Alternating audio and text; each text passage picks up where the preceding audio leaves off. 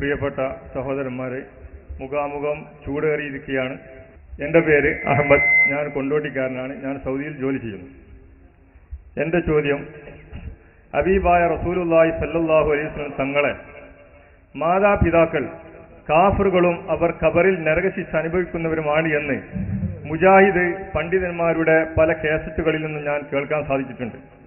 ഈ പുണ്യ ഹറമിൽ വെച്ചുകൊണ്ടും മക്കയിലും മദീനയിൽ വെച്ചുകൊണ്ടൊക്കെ ഹബീബായ റസൂലുള്ളാഹി സ്വല്ലല്ലാഹു അലൈഹി വസല്ലം തങ്ങളുടെ പേര് ഉൾപ്പെടുത്തുന്ന സമയത്ത് പിന്നീട് മുഹമ്മദ് ബിൻ അബ്ദില്ല എന്ന് ഒരുവിധം മക്കയിൽ വന്ന ഒരുവിധം ഹാജിമാരായിരിക്കുന്ന മുജാഹിദ് സുഹൃത്തുക്കളും എല്ലാവരും കേൾക്കാറുണ്ട്. ആയതുകൊണ്ട് അവർ പിന്നെ ഖബറിൽ നരകാവകാശികളാണോ അവർ മുസ്ലിമുകളാണോ എന്ന് നിങ്ങൾ എന്താണ് സുന്നി പണ്ഡിതന്മാർക്ക് നിങ്ങൾ പറയാനുള്ളത്?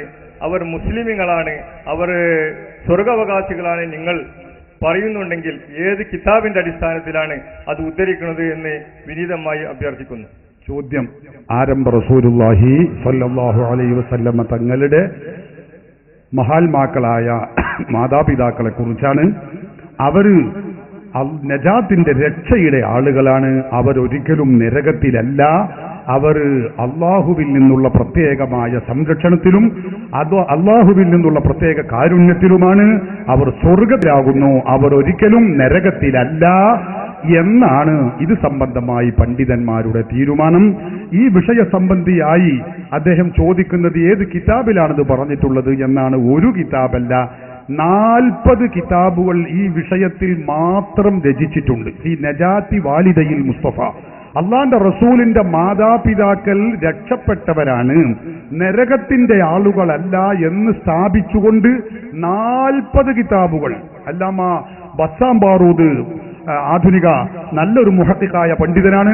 അദ്ദേഹം ആ കാര്യം രേഖപ്പെടുത്തി വെച്ചത് കാണാൻ കഴിയും. നമ്മൾ കണ്ടതാണ്. അതിലും കൂടുതൽ ഗ്രന്ഥങ്ങളും പരകർ ഉസ്താദ് കണ്ടത് വേറെ ഉണ്ടാകും.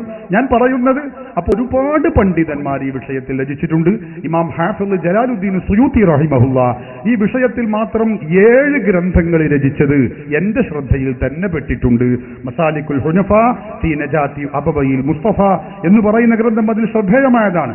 ഹദീസുകൾ ഒരുപാട് ഹദീസുകൾ സ്ഥാപിച്ചുകൊണ്ടാണ്, നിരത്തിക്കൊണ്ടാണ് അള്ളാഹുവിന്റെ റസൂലിന്റെ മാതാപിതാക്കൾ അവർ നരകത്തിലല്ല സ്വർഗാവകാശികളാണ് എന്ന് ഇമാം സുയൂത്തിയെ പോലുള്ള പണ്ഡിതന്മാർ, ഇമാം ഇബ്നു ഹജർ അൽ ഹൈതമിയെ പോലുള്ള പണ്ഡിതന്മാർ, പൂർവകാല പണ്ഡിതന്മാരും പിൽക്കാല പണ്ഡിതന്മാരും ഈ വിഷയത്തിൽ ഒരുപാട് ഗ്രന്ഥങ്ങൾ രചിച്ചിട്ടുണ്ട്. അതിന്റെ അടിസ്ഥാനത്തിൽ തന്നെയാണ് അഹ്ലു സുന്നത്തി വൽ ജമാഅത്ത് വിശ്വസിക്കുന്നത് റസൂലുള്ളാഹിന്റെ മാതാപിതാക്കൾ സ്വർഗത്തിലാകുന്നു എന്ന്. അതേ അവസരത്തിൽ റസൂലുള്ളാഹി തങ്ങളുടെ ജന്മദിനം ആഘോഷിക്കുന്ന അല്ലെങ്കിൽ റബീഉൽ അവ്വൽ മാസം ആകുമ്പോൾ പ്രത്യേകിച്ചും അല്ലാത്തപ്പോൾ പൊതുവായിട്ടും നമ്മുടെ രാജ്യത്തെ ബിദഅകൾ എഴുതി പ്രസിദ്ധീകരിക്കുന്നതും പ്രസംഗിക്കുന്നതും ഒക്കെ കാണാം. എന്താണ്? റസൂലുള്ളാഹി തങ്ങളോടുള്ള അദമ്യമായ സ്നേഹം കൊണ്ടാണത്രേ അവർ പറയാറുണ്ട് റസൂലുള്ളാഹിന്റെ മാതാപിതാക്കൾ കാഫിറുകളാണ്, നരകത്തിലാകുന്നു. അത് പറയുന്നത് എന്തുകൊണ്ടാ? റസൂലുള്ളാഹിനോടുള്ള മഹബ്ബത്ത് കൊണ്ടാണ് അവർ പറയുന്നത്. മനസ്സിലായില്ലേ? റസൂലുള്ള അവിടെ നിൽക്കട്ടെ, നിങ്ങളുടെയൊക്കെ മാതാക്കളെയും പിതാക്കളെയും വിളിച്ച് നമ്മൾ കുറിച്ച് പറയുകയാണ് അവർ കാഫിറാണ്, അവർ നരകത്തിലാണ് എന്ന് പറഞ്ഞാൽ നിങ്ങളുടെ മനസ്ഥിതി എന്തായിരിക്കും? നമ്മുടെ മനസ്ഥിതി എന്തായിരിക്കും സഹോദരന്മാരെ? പിന്നെയല്ലേ റസൂലുള്ളാഹിന്റെ അവസ്ഥ? അപ്പൊ അതുകൊണ്ട് തന്നെ അത് റസൂലുള്ളാഹി സ്വല്ലല്ലാഹു അലൈഹി വസല്ലമ തങ്ങളെ അങ്ങേയറ്റം വിഷമിപ്പിക്കുന്ന പരിപാടിയാണ്. റസൂലുള്ളാഹി തങ്ങൾക്ക് ബുദ്ധിമുട്ടുണ്ടാക്കുന്ന പരിപാടിയാണ്.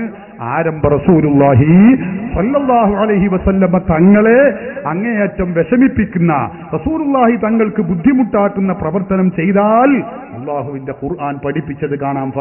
ഫലഹും അദാബുൻ അലീം, അവർക്ക് അങ്ങേയറ്റത്തെ വേദനാജനകമായ ശിക്ഷയുണ്ടെന്ന് അല്ലാഹുവിന്റെ ഖുർആൻ തന്നെ പഠിപ്പിച്ചിട്ടുള്ളതാണ്. അതുകൊണ്ട് തന്നെ സഹോദരന്മാരെ, ആ പരിപാടി അതിൽ പെട്ടുപോയിട്ടുള്ള ആരെങ്കിലും ഉണ്ടെങ്കിൽ അതിൽ നിന്ന് മാറി നിൽക്കണം എന്നുകൂടി ഓർമ്മപ്പെടുത്തും.